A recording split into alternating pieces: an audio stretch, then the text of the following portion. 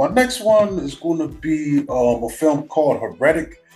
And in this film, two young missionaries become ensnared in a deadly game of cat and mouse when they knock on the door of the diabolical Mr. Reed.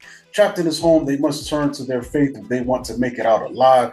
This has two directors, actually. It's directed by Scott Beck and Brian Woods. And this cast includes Hugh Grant, Sophie Thatcher, Chloe East, and Topher Grace. And I had a really good time watching this film, man. One thing that stood out to me is it's kind of it does have a horror thriller vibe to it, but I would say it's more thriller. I think you got to throw the horror in because there are some pretty gory scenes and that are kind of a little bit intense.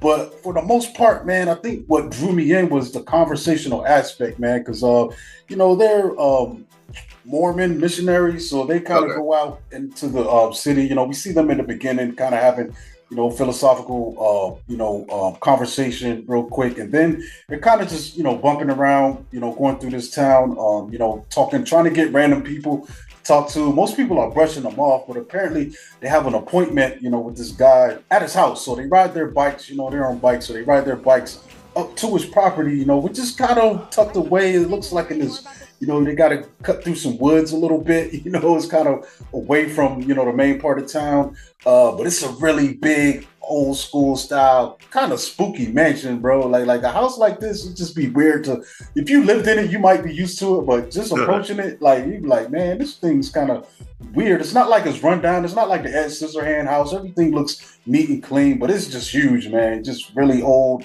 But, they go in and he invites them in, I think they kind of pointed to this in the trailer. I think I saw the trailer this one time, and, and their rule is, we can't come in unless another woman's present. He's like, oh, my wife's in the, kitchen, cooking, baking a pie or whatever. You know what I'm saying? So this dude, man, it's sneaky, and they agree. I was like, all right, whatever. So, he's like, oh, she doesn't want to come out, but she brought these snacks for you, gives them some coffee or tea or whatever. And meanwhile, this dude's got a candle in the back, blueberry scented candle that smells like, but like little things, or not actually, little things like that. So he's being deceptive, man, and ultimately he traps them in there, man. And the game is they've got to go along with this conversation, and I guess basically he's trying to test their faith, man. He's a kind of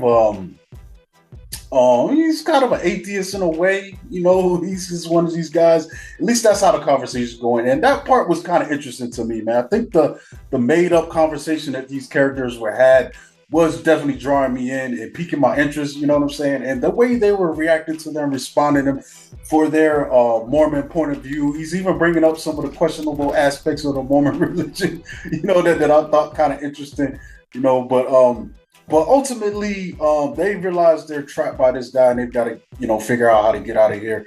But I thought the performances were really good, man. That's probably the biggest part about this that I really like. I thought what we got from these characters was really cool. Hugh Grant, I really haven't seen him in anything recently, and I had a good time watching him play this bad guy that was kind of, testing them, and you could tell he was having fun, man. And as well as the other women actors that were acting off of him, they were really good too, man. His potential victims, man. But I definitely enjoyed this one, the thriller tip, man. I recommend it, man, if you are, into these type of films.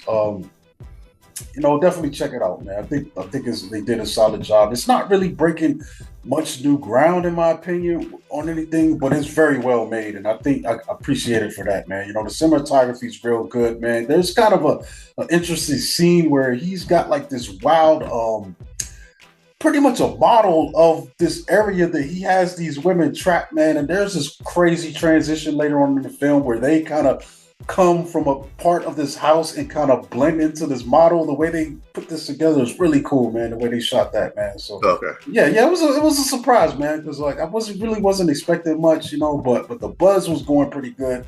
Once I looked onto the some of the reviews and just to see if they could nudge me into taking an interest, and I'm glad I took the time to check it out.